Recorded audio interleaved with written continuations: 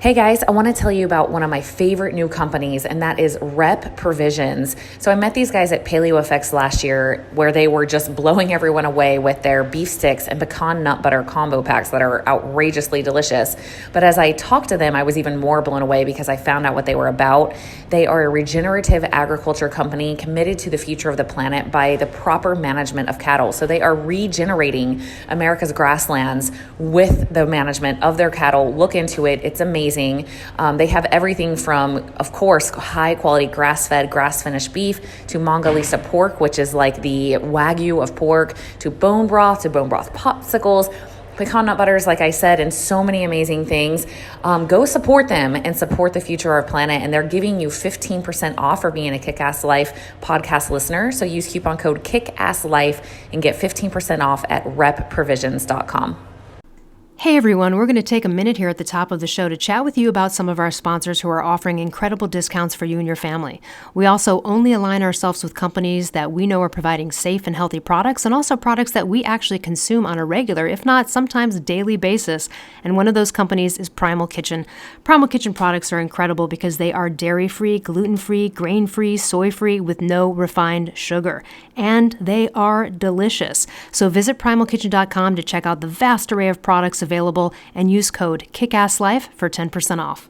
Hey everyone, today we are going to talk with my co-host, Tara Garrison, on the subject of ketogenesis, the ketogenic diet, keto. What does it mean? What does it mean? There's so much misinformation out there as to what people think is keto and what isn't. We're going to go through the details. And also wrapped up in this is Tara has an incredible online program, Keto In and Out.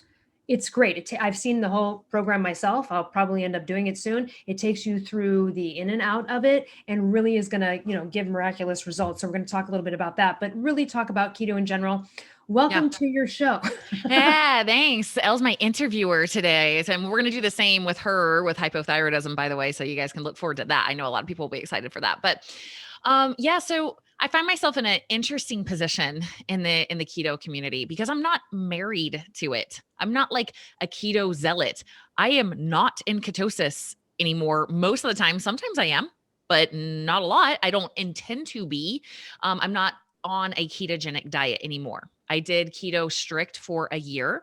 I have coached people for the last 4 years on keto. I have current clients currently on keto. I have lots of clients who are not on keto.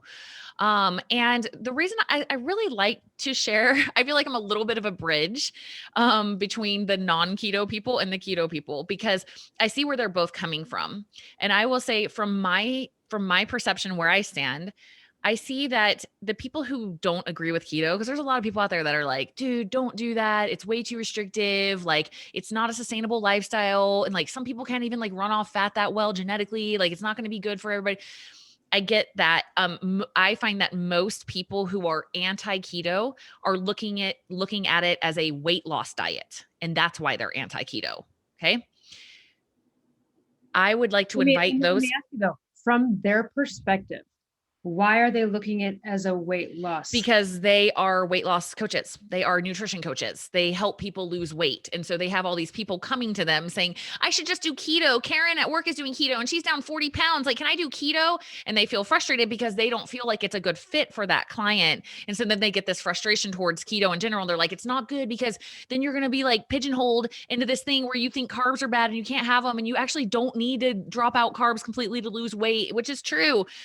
Okay, so they're looking at it from a fat. Generally, I find most people who are opposed to the ketogenic diet are looking at it purely from a fat loss standpoint as a diet. And I would invite those people to possibly look at it as more of a therapeutic approach to improve overall health versus a fat loss diet. So when we look at it that way, in the keto world, most people who are educated on keto understand that it's an extremely anti-inflammatory diet, right? So I love keto the most for as a therapeutic approach or for people who are very obese. It works so amazingly for those two applications. I would like to start. So, I said obese, right? So now we're looking at it as a fat loss diet. But why? Why does it make it easier for them? When you have somebody like when I get somebody who's, let's say they want to lose 20 pounds, 20 to 30 pounds, they're really active, they go to the gym every day, they already eat pretty good, like they have no medical issues, nothing. I generally don't put that person on keto unless they really just want to try it. I'm like, okay, yeah, sure. Let's see how your body responds. I would say most of those people, they don't end up staying keto. They're like, I don't know. Like I keep like eating a bunch of carbs and I don't really feel that much better. Just being real. That's been my experience most of the time with people who, in my opinion, don't really need to do keto. Okay. But take somebody who's really obese or somebody who is a little bit insulin resistant. Now, they estimate that 80% of people who are pre-diabetic don't know that they are pre-diabetic. That was me, by the way. I was pre-diabetic, zero clue. You wouldn't be able to tell by looking at me. I felt definitely after getting insulin sensitive, I felt the deflammation, the de-inflammation. But I also was clueless, and I think a lot of people are. When I found out that I bawled my eyes out because it was like, wait, what? And there's a lot of athletes that are pre-diabetic because they are way overdoing carbs in a way that keeps messing with their insulin. But before we even get into further with this, for people that are entry level on this, we've got protein, fat, and carbs. These are the three categories. And at any given moment, right, my body is going to be like, oh, I'm going to go grab glucose from here because I need it for that, or I'm going to go do that. So can you just define, because I guess we look at keto like there's an alternate fuel source here available. Right. And that fuel source is great for insulin sensitivity, the obese people, therapeutic applications of epilepsy and some other things with TBI, traumatic brain injuries. But can you just, in a third grader term, what are ketones? If we're not burning glucose like every other diet says we need to, then what is ketones? What is ketosis? What does it mean? Sure. And I'll preface this with saying, I believe that the ultimate goal is for a person to be able to run off fat, protein, and carbohydrates, everything that comes in nature really effectively. I believe the ultimate goal is you can run off ketones. You could like start fasting and switch into ketosis, which I'm actually doing a 36-hour fast right now. You can I don't feel a lag. I don't get this moment of like, holy crap, I need to take a nap. I can't even freaking go on. You know why? Because I train my body to be able to go into ketosis really easily. So let me say that I believe the ultimate goal is to be able to eat all foods from nature, but also be able to run off ketones. But guess what? So this is how it works. Most of us eat a lot of carbohydrates. So carbohydrate foods would be from nature, vegetables, fruits, root vegetables, grains, all of those are carbohydrates, right? But because we have eaten such a high carbohydrate diet and we have so much food available to us all the time, most of us have lost an efficient ability to transition into running off our own body fat when food is scarce. So here's what happens. You wake up, you have your cornflakes. Freaking hate cornflakes. Guys, if you have not researched Kellogg, like you're eating cornflakes, like dude, don't put that crap in your body. Oh my gosh, that dude's such a weirdo. Anyway, it will spike your blood sugar like crazy too. So you have your cornflakes and your orange juice.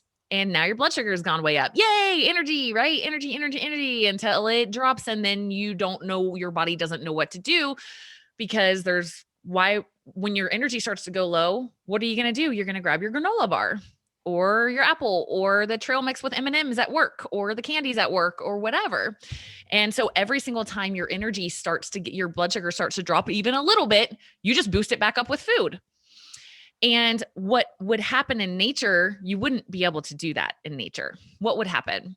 You would eat whatevers, and sometimes you just wouldn't have food available, and you would be hungry, and your stomach would be growling, and it'd be like, eat food, and you just didn't have any, and you're walking around. What would your body do? It would transition into ketosis, which means it's like, okay, no more food is coming in. So we need energy. Where are we going to get it? Oh, we're going to get it from those fat stores. That's why we have them. We saved some energy for later. Last time there was an excess. And so your body will break up your fat stores and it will send them into your liver and it will turn those little molecules of fat that have been broken up into ketones. And those ketones fuel your brain, your organs, your muscles, everything. They fuel everything. And so it's the backup energy source once all your carbohydrates have been used up. What's cool is once you've trained your body how to do this effectively, once you've done, that's why I like people to do keto.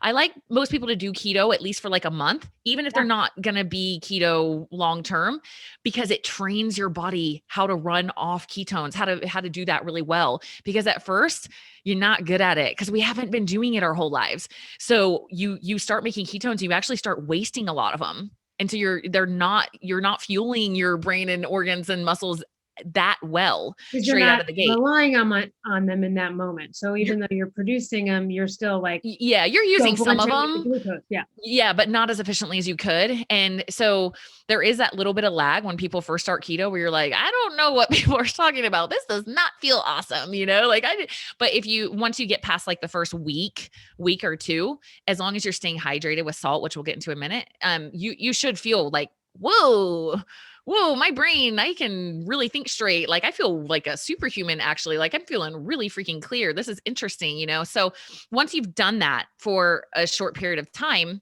even like a month or, it would depend. I can't say that like blanket statement, how long each person has to do it. But I would say about a month will train your body. If you stay in it for that month, now let's say the next month you start bringing some carbohydrates back in, some healthy carbohydrates. You're eating all the vegetables you want. You're having a freaking apple if you want. Again, you've dropped your fats back down to like a normal level and you can't eat all day. You're busy and it's like freaking 3:00. What you will experience is, instead of brain fog and fatigue and I need to take a nap, is energy, energy, energy, energy, because your body will just start to transition effortlessly into ketosis. And you know what's cool about that Like it is is, for both of us right now because it's midday where I am and you yeah, too. And I also have not eaten a thing. Actually, take it back at a little splash of MC2O, just a little yeah. something. But for the most part, but I would be, if I was new to this, I'd be like this by now because my body wouldn't have been trained, but it is trained to do keto in and out. Yeah, yeah. And so it's really cool favor to do for yourself, right? It's highly training your body to know, oh, I know what to do. I know how to run off fat and ketones. Got it. I'll just do that instead. And so it's a huge favor. That's one of the biggest reports that I get back from clients, is that they're so glad that they don't get tired in the afternoon anymore. They're like, that's a really cool life change. And when they realize that, they're like, oh my gosh, I used to, like, every day when I get home from work, I would just like fall asleep. And like, that doesn't happen to me anymore. Whoa, I just realized that. So that's cool to have more stabilized energy. So in a nutshell, to break down keto really simply, like we were talking about before, you're going to be running off fat and proteins. So fat is going to be your energy, just kind of just like a sugar or carbs was before, like apples, grapes, soda. Like anytime your energy got low, you relied on sugar or carbs. Now it's going to be fat. So fat's going to be the energy source. And then, of course, you need protein to make your neurotransmitters, repair muscle, and all that. So you're going to be eating mostly a lot of meats, fish, all animal products, and then or animal meats, and then also you can have some carbohydrates. Basically, just vegetables and leafy greens are going to be your go-to. If you really want to get the full benefit, you want to go as low carb as possible. We're talking like romaine like almost lettuce. none. Yeah. Under 20 grams, which is like broccoli. Okay. Like some leafy And by the way, greens just in so your people salad. know, like a bunch of cooked asparagus is 20 grams of carbohydrates. That would Right. be a day. Right. So And you gotta even look at. though, yes, the fiber slows down your blood sugar response, and eventually you get into this thing called net carbs where you subtract the fiber and sugar alcohols from food to subtract carbs. I don't recommend doing that in the beginning. It's just going to confuse your body. I Your think so. body's going to be trying to latch on to stay in carb burning mode, right? And so anything it gets, it's going to try. It's going to be like, okay, got some, let's use those. So just like get your body the memo, go under 20 grams total, like go almost carnivore, eat like omelets, chicken, steak, salmon, maybe a little bit of leafy green, spinach or whatever, mushrooms on your steak or something, but go really low in the first week or two. So your body gets the memo. Because the worst thing is when you're cutting carbs, but you're not quite in ketosis, because you're not making any ketones as a new energy source. And you've also dropped your carbs way down. You're going to feel like crap. So like, if you're going to do it, do it. Don't be in that little low carb limbo is what we call it, where it's like, I don't have enough energy from carbs or ketones. That sucks, so get there all the way.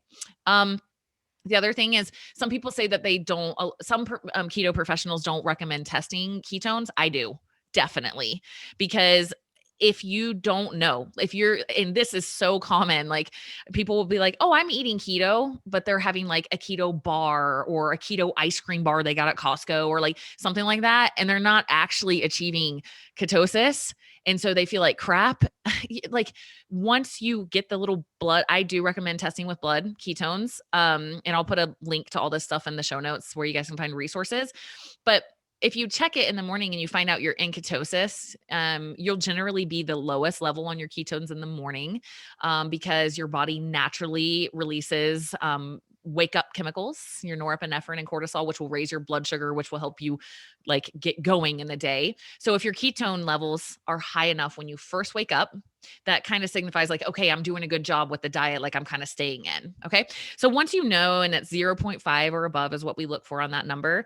Once you know you're achieving ketosis, like then you can play with it. Then you have like data, then you have feedback. You're like, okay, you know what? I feel really freaking good when I eat this much fat. And generally the general recommendations are anywhere from 65 to up to 90% fat, which I put most people around 65 or 70, 25, 30% protein, 5% or less carbs, but really you want to go off grams and you really want to stay under that 20 grams, stay under 20 grams of carbs to start with. And then you can start playing with it.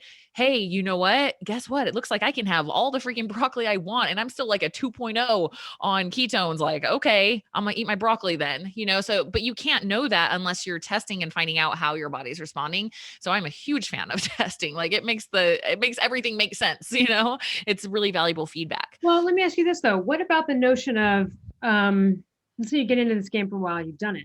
Then aren't you efficiently using ketones? And then how do you know, like you're testing and you might go, oh, I'm not enough of ketosis, but you really are because you're using them efficiently, but you can't tell that via blood prick. You know what I'm saying? Yeah, you want to still have at least 0.5 circulating in your blood, even if you're using them well.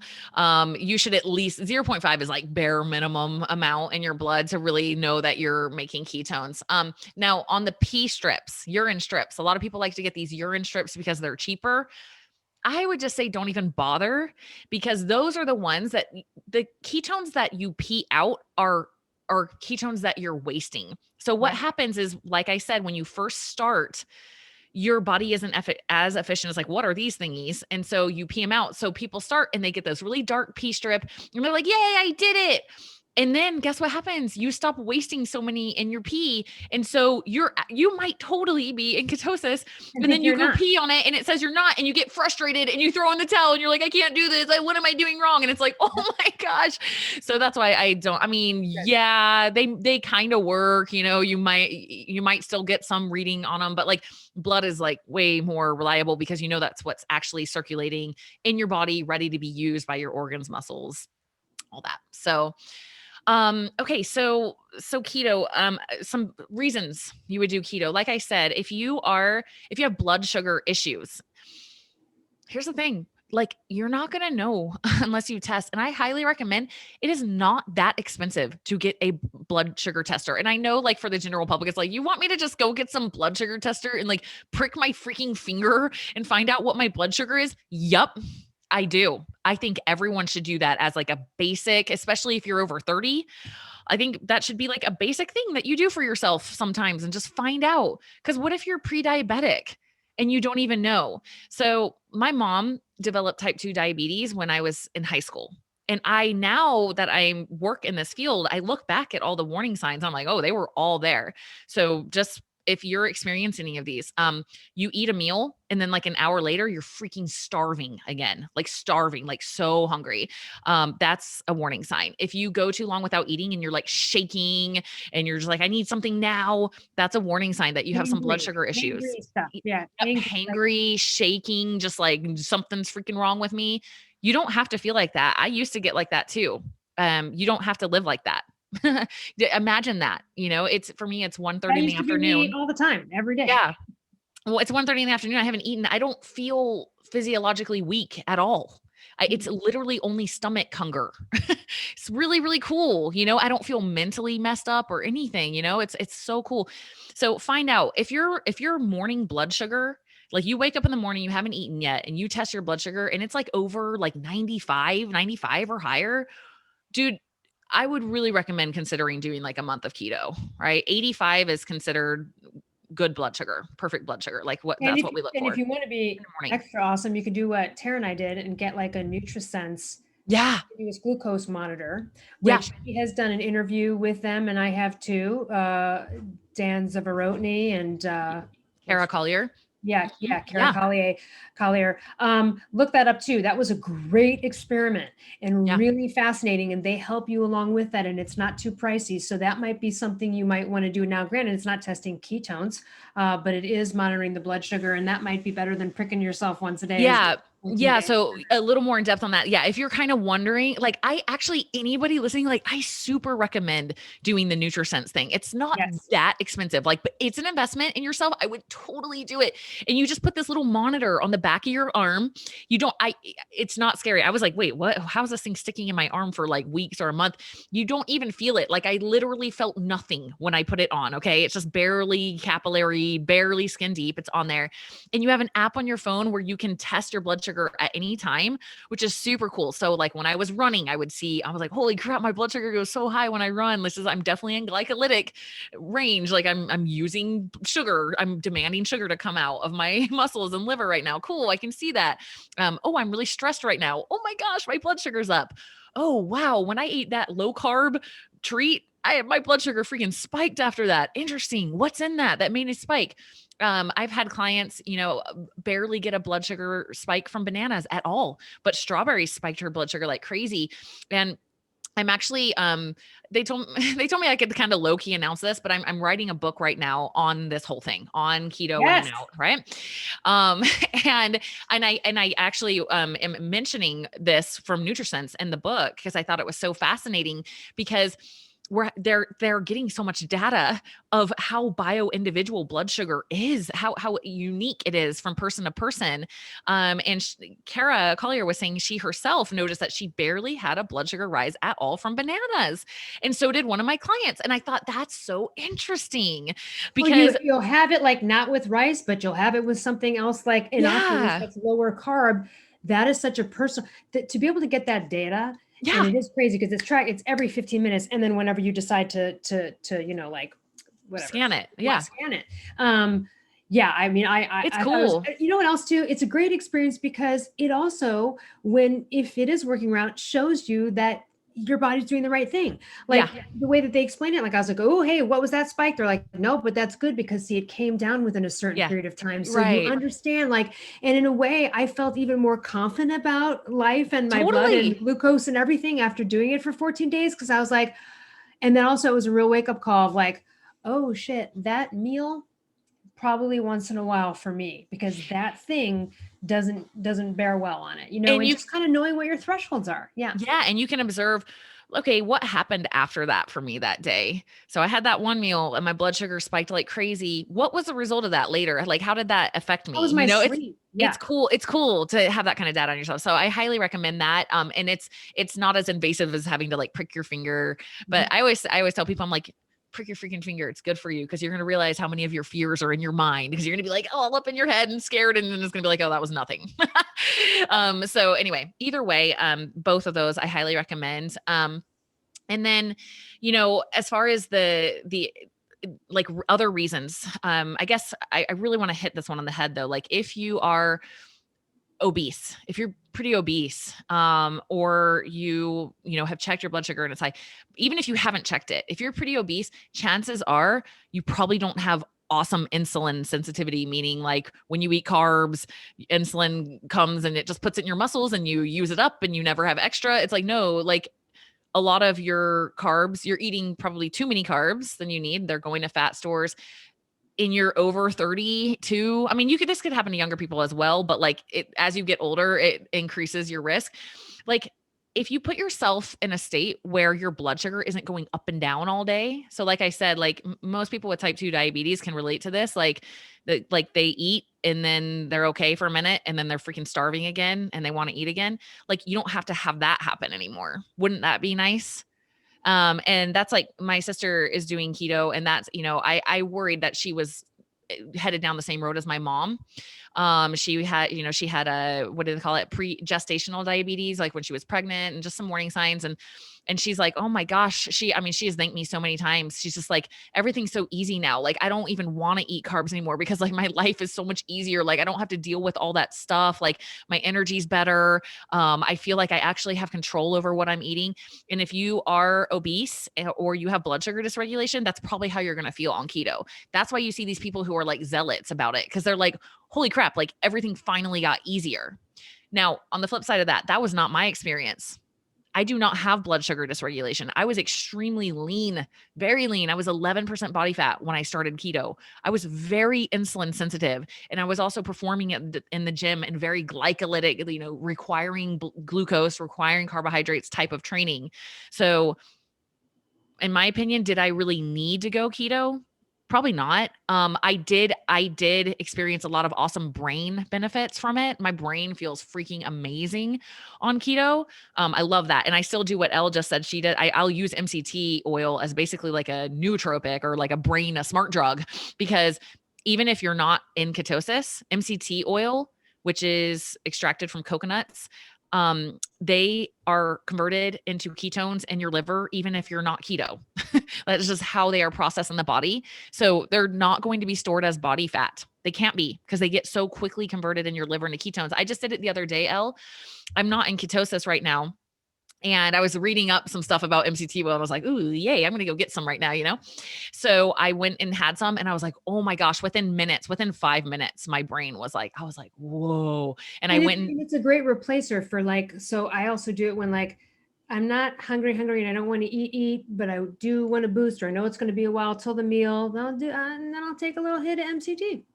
Yep, exactly. And it makes me feel so on point while I'm working. I'm so focused. And I when I felt that kick in, within like, it had been like less than 10 minutes, I went and tested my ketones because I have my little ketone tester, and I was 0.3.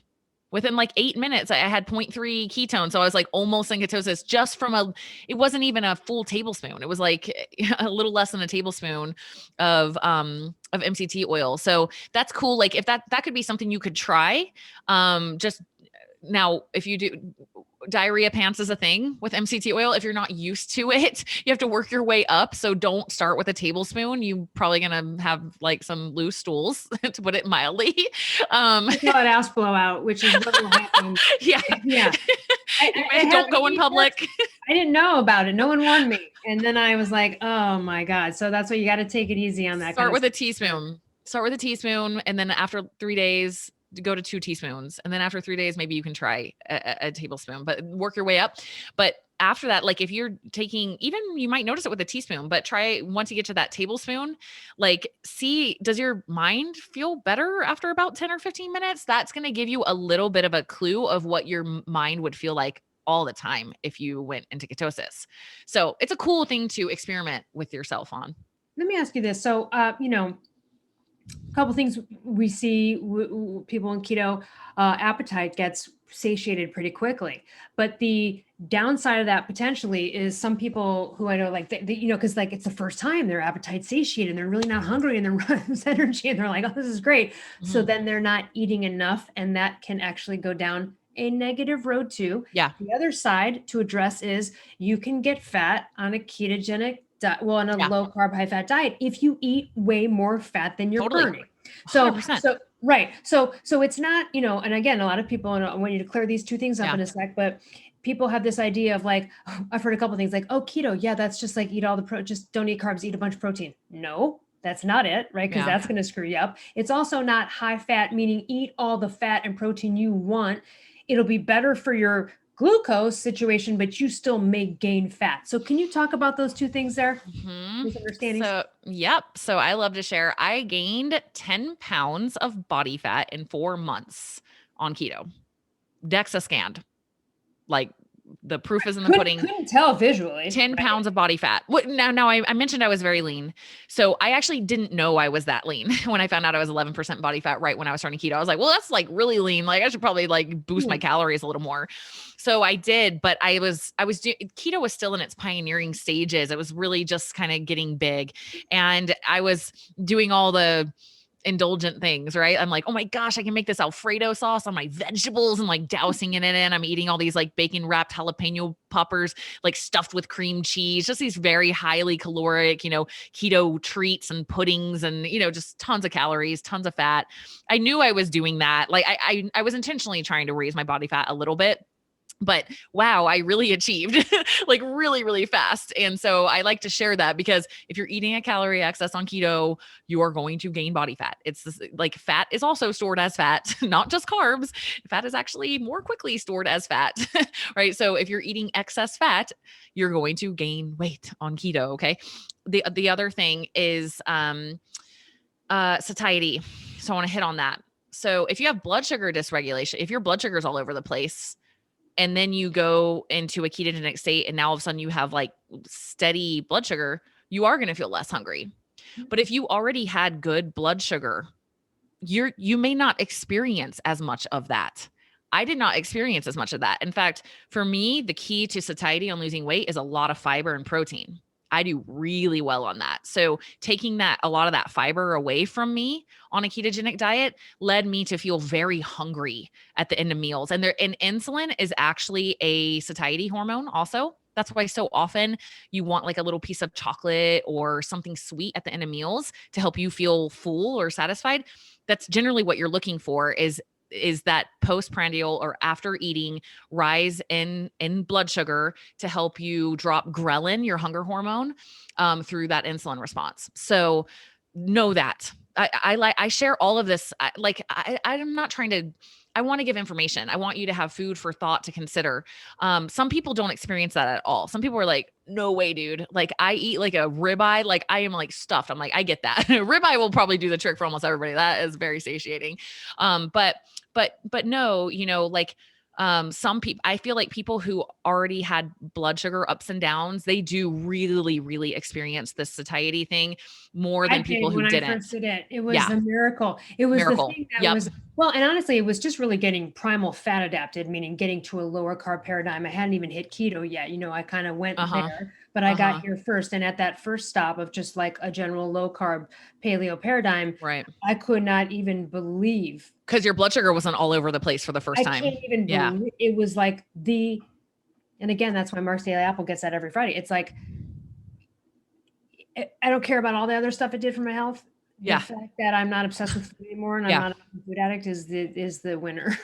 Blood sugar regulation is the biggest gift you can ever give yourself. Seriously. Like, I also say this. So a lot like the longest living creatures that we know of secrete the least amount of insulin. It's an important thing. But again, we're in a society where everyone's got type 2. It's an epidemic across the globe, but particularly in the US. So people are just, again, not insulin, they are insulin resistant, they're metabolically, inefficient. This is about somewhere in between. And this is why I love the keto in and out. You're like, hey, let's train the machinery to do the thing it's supposed to do, get you used to it, there's going to be some adjustments. And then, hey, and now you know how to go in and out and be metabolically flexible when you need it. Like today, when we haven't had anything and we're kind of keto-ish right now, and then maybe we won't be later, but there is no drops and divides. And, one thing people don't realize is when your blood sugar is up and down like that, your adrenals hate that.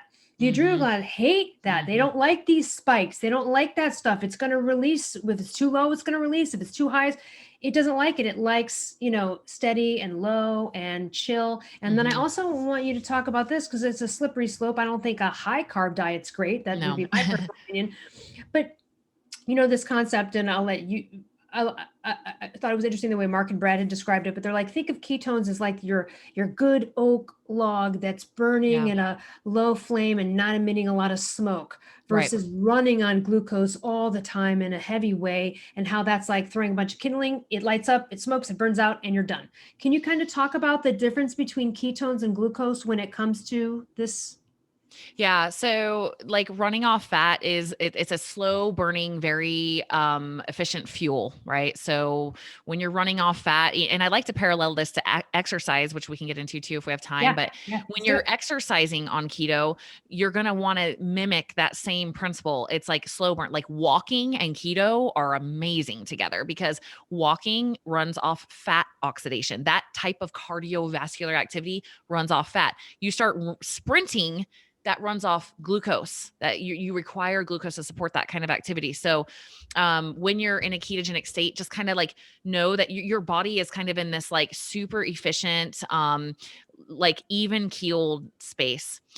Now, my position on carbs as jet fuel, a lot of people call it that, like carbs, depends on the carbs, because I really, really like to differentiate that vegetables do not have the jet fuel impact. Vegetables, basically, in my opinion, are for fiber and nutrients, right? And so if you are adding vegetables into your diet, like if those are the only carbs you're eating, you're not gonna have that jet fuel effect. You go white rice, jet fuel. Right? Donut, jet fuel. Something highly glycemic, something that really boosts your blood sugar fast, that is going to feel like a super jet fuel energy, but it's also going to burn out faster, right? Or when do you use the jet fuel for yourself? Yeah. Personally, is that like after workout, before the workout? Where are you using this? Yeah. So Charles Poliquin, who has passed, he was kind of like a forefather of biohacking and understanding human biology. He used to always say that most people, as far as earning carbs, like how many carbs they actually need for their body, he said most people only deserve 2 licks of a dried prune, right? So he's saying because most people are so sedentary that they don't really need very many carbohydrates. They're because here's how it works in your body. You eat carbohydrates, you use some of it. If you need a little bit of it immediately, right? A little bit of it will be used for fuel immediately to fuel your brain, but not tons. So what the rest of it will do is will go into your liver and your muscles to be stored for later, for energy. That's the first stop for carbs. That's called glycogen. So it's like, okay, I'm going to use what I need. It's not that much. I'll use a little bit of this right now.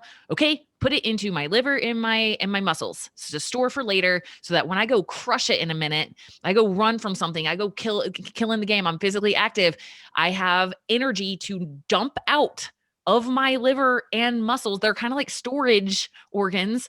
I have them in there ready to go fast to dump into my bloodstream so I can go. It's really cool. But guess what? What if you don't ever go?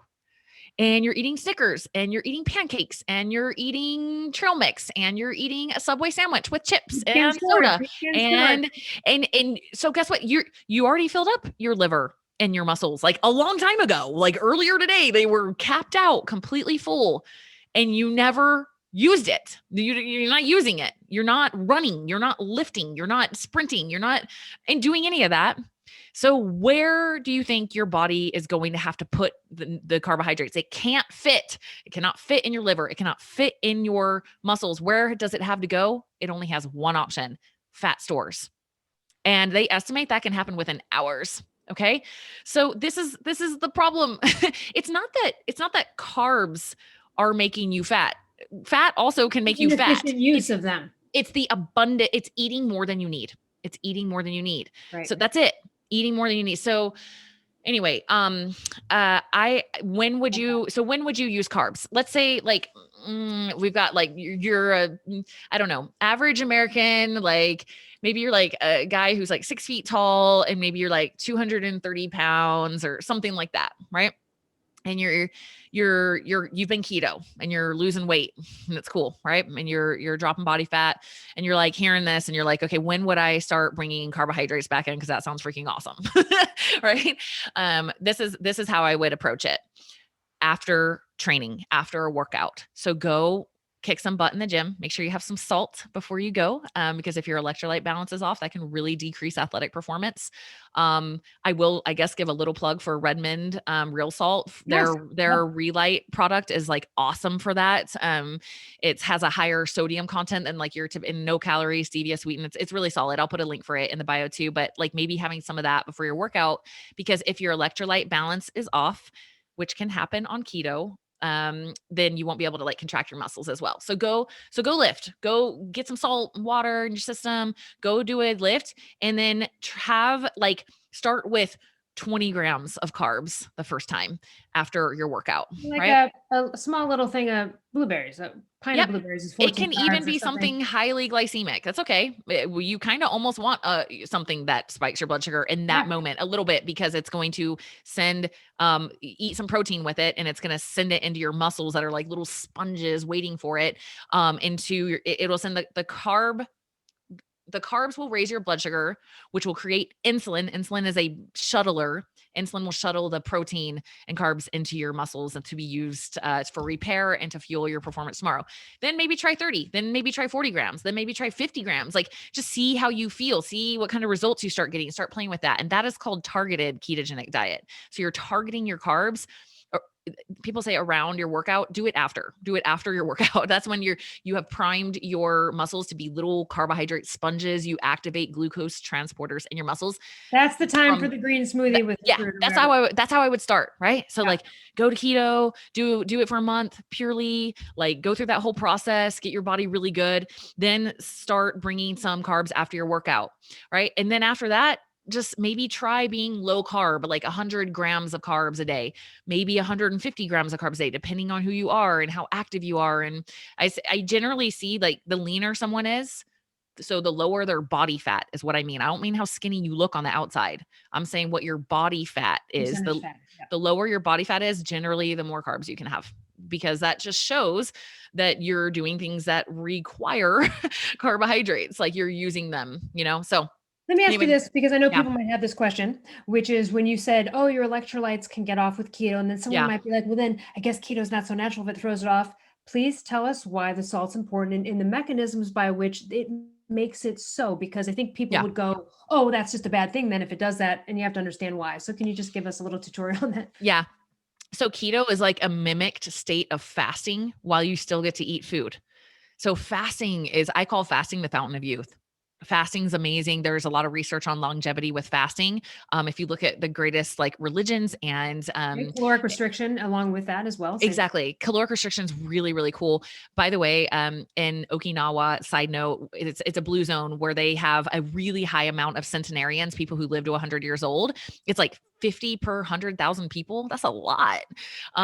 Anyway, they have I think it's like Harabachi Bu or something. I'm probably butchering it. Sorry if somebody knows somebody's Japanese or like Tara, gosh. But anyway, it's something like that. And it just means it's a Confucius teaching of eat until you're 80% full. So they live that actively. That is a principle they live by. So they're literally teaching caloric restriction and they're living longer than anybody else on the planet. Mhm. Pretty cool. The proof is in the pudding, you know? But by the way, they eat carbs, but they don't overeat. See how you can eat carbs as long as you don't overeat? Yeah. And they eat a lot of vegetables. And that to me is the key to making sure that you don't overeat. I think that's really key. But anyway, let's go back to fasting. So fasting, what happens when you go into a fasted state is your kidneys will start excreting sodium at a much faster rate than normal. So Why does it do that? Why does it decide to do that? hmm, um, I wonder, I don't know. I don't know actually. I don't know. I wonder if it's in I don't know. You'll have me thinking about that. I'll be looking it up. I wonder if it's too, yeah, and but I will share probably where you're going to find the answer to that question is on Virta Health blog, VIRTA. Dr. Jeff Folick and Stephen Finney, they are kind of the leading researchers on the ketogenic diet, and I'm sure they have an answer for that there. May I But forget, is that because you are excreting, it's making you excrete more salt, which is why you need Yeah, more? it's like, yeah, you have kind of a diuretic effect. If anybody's ever fasted, you might notice at a certain point, you kind of start like peeing and pooping a little bit more than normal. It's like a cleansing thing. So anyway, when you're in a ketogenic state, it's kind of like that fasted state. And so what happens is now you're doing that over the course of a month. And this is really important to know because so many people, they think that they just feel like crap on keto, but actually they were just dehydrated. I'm like, no, no, no, no. You had brain fog Yeah. and fatigue and like you couldn't freaking see straight. You're like, that's dehydration. Right. So yeah, it may be a little, you're not quite used to being, running off fat and that happens for a few days. But if that's chronically happening, it's most likely dehydration. So it's important to have salt on a ketogenic diet. Now, I want to share something on this because I feel like I don't know. I haven't heard anyone else talking about this, and I think it needs to be talked about. There is about 25% of the population that has a genetic predisposition to be sensitive to salt, to have high blood pressure when it comes to high salt intake. And that's not everybody. The research is really interesting on this because But is the people who research on regular crappy like Morton's iodized salt, or is it on like the stuff with, packed with all the minerals? it's probably on regular salt. Yeah. But what's interesting is that the people who don't have this genetic predisposition to be sensitive to salt, they show with those, everybody else, it's almost like the more salt, the better. They're seeing more health benefits with like high amounts of salt, like 5 grams or more. So you can look into this, but sometimes people, so I had this experience. I had a client and she's a friend as well. And I did her DNA and I saw that she had this predisposition to be sensitive to salt, and she's like 50. And I was like, okay. I was like, I'm not quite sure what to do with this because on keto, so let me back up and explain why you need salt on keto, because you're excreting it so much, you can become dehydrated, and your electrolyte balance, like your salt balance, sodium, potassium, magnesium, that can get off because of this excretion. So if you're eating more salt on a ketogenic diet and with water, you can maintain a healthier electrolyte balance there. So like, side note too, a lot of people just drink water. They're like, I'm so thirsty, but they're not taking in enough salt. You can actually make yourself more dehydrated by doing that. It has to be balanced with salt. So like if somebody were doing a 24-hour fast, we generally say like 2 teaspoons of salt for a gallon of water, right? That's kind of a good ratio. Or I always just tell my clients, I'm like, just do at least 1 scoop of the Redmond Relight a day. It's 1 gram of salt. Okay. Now, like, and just see how you feel, right? And then sometimes like if you wake up and you're feeling kind of like put like a 1/4 to a 1/2 teaspoon of salt in your hand and just freaking chuck it in your mouth. I do like Redmond real salt because it does have trace minerals in it and doesn't have fillers and hasn't been stripped. But you just chuck it in your hand and drink some water. And if you like feel way better after you do that, which you probably will, you know that you needed that, right? And there's also your body. This comes from Dr. James DiNicolantonio. He wrote the Salt Fix. Really cool. He teaches how our bodies have natural like detectors to know if we need more salt. So if you're like licking that salt off your hand and you're like, oh my gosh, this tastes like the yummiest thing I've ever tasted, you need salt. But once your body is good, salt will start not tasting good. So just watch for that. That's a built-in cool little biological mechanism that we have to know that. So anyway, sensitivity to salt. So my friend, we got her, I was like, well, you do have this genetic predisposition, but you're also on keto, which is kind of a special case because you're losing salt. So I think you should still probably have, I don't know, some salt, like don't go crazy, but okay. It just so happened that I went to visit her out in LA. I was staying at her house when we got the results of her hair mineral analysis that I do with clients that will show your sodium, magnesium, potassium, all your mineral levels. And before that came in, she was making some ketones, like exogenous ketones, which are bound to salt. So it has a high salt intake. And then she dumped it must have been like a tablespoon of salt as well into it. And I was like, whoa. Ketone salts. Yeah. So this is a lot of salt. I was like, whoa, that's a ton of salt. She's like, oh, I feel good when I do it. And I'm like, okay. She had been having some cramps in her legs, which usually signifies an electrolyte imbalance, usually with potassium. So normally people would say, oh, if you're cramping on keto, have more potassium or have more salt. Right? Is kind of the general answer you get. We got her test back and she was sky high on her sodium. It was off the charts. So we had to get her like no salts, like stop for a minute. And then her cramps went away. Right. So I'm sharing that because I feel like people should know. You shared that on Abel James podcast too, I believe. Yeah. I feel like people should just be aware. You know what I mean? And just find out what your sodium levels are. Like it's so accessible to do these things. You can order these labs yourself online and go to a lab down the street and it's like very inexpensive. So just find out. But most people, yes, you definitely want to be supplementing salts on keto, but I just share that responsibly to like find out if you actually need it or not, because I would hate for somebody to start having negative health consequences while they're trying to do something good for their health. So little side note, watch if your blood pressure is going sky high and you're adding salt, like just be aware of that. But like I said, like 75% of the population ish the more salt, the better, almost, is what they have found in research. As we're sort of nearing the end, I feel like we could do like a couple parters on this, because there's a lot of variables with different people in Mhm. different situations, but that was a good overall. Let's talk about the Keto In and Out program. Yeah. What can I expect? What am I going to see? What am I going to find? Are there videos of you working out? Are there meal plans? Like, can you give us a brief rundown of the Keto In and Out program? Yeah.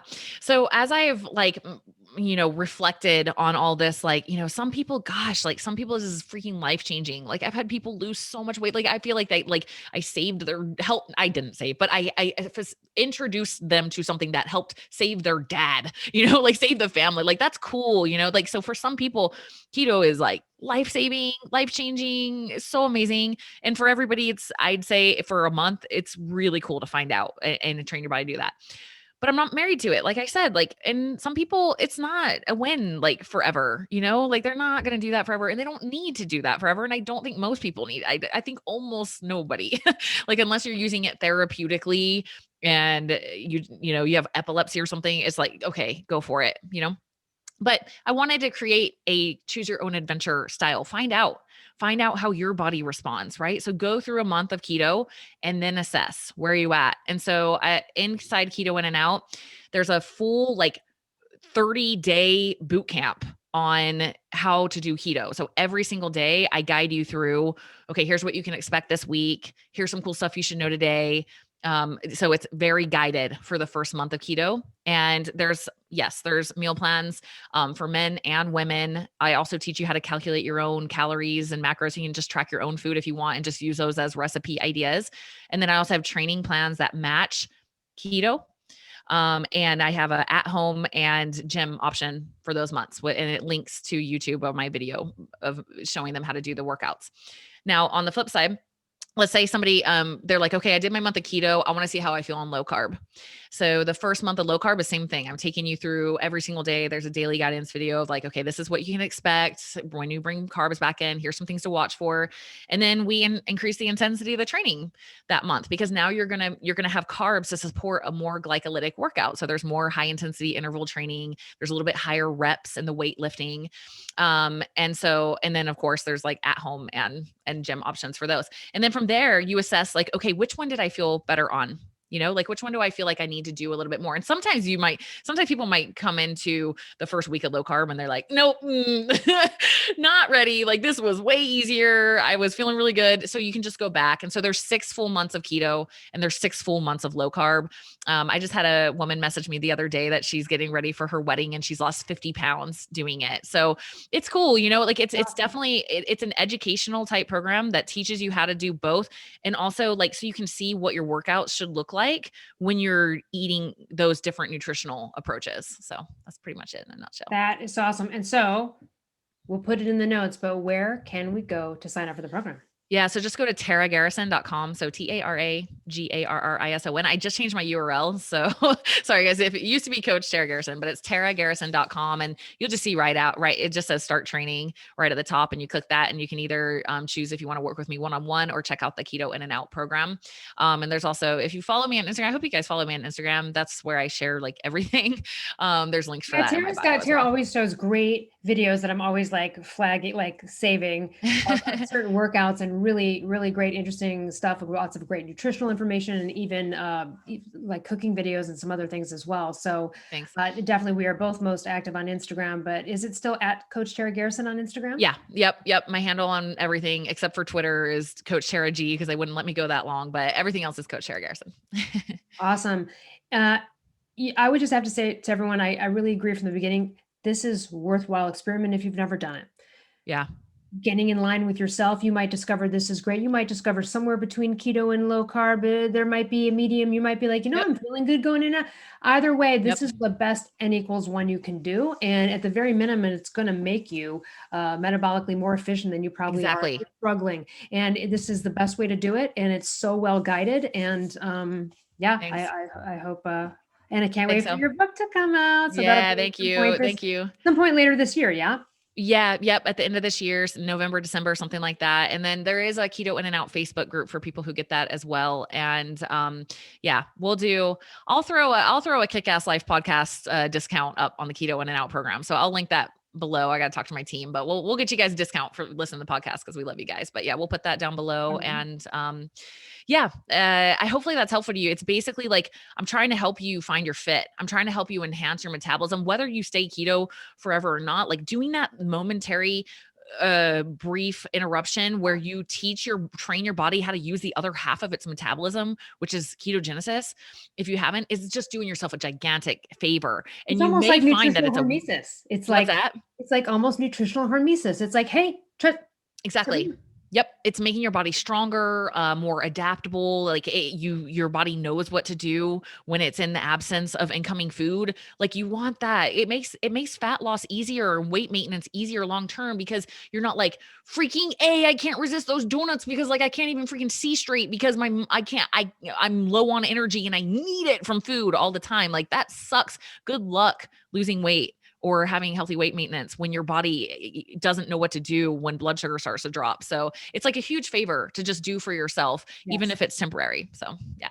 Absolutely. All right, guys. Well, thanks so much. Join our Facebook group, Kick-Ass Life Podcast, and also kickasslifepodcast.com. We've got all of our episodes up there that link to the video episodes. You can go check that out. We also have a great reading list of all the different mentors and spiritual teachers and things that have influenced us over the years, and we'll keep that updated. And also go to taragarrison.com to find out about the Keto In and Out program, but we will put a link in the show notes as well with a special discount she'll probably be managed to get us. So, all right. Thanks, everyone. We'll see you next week.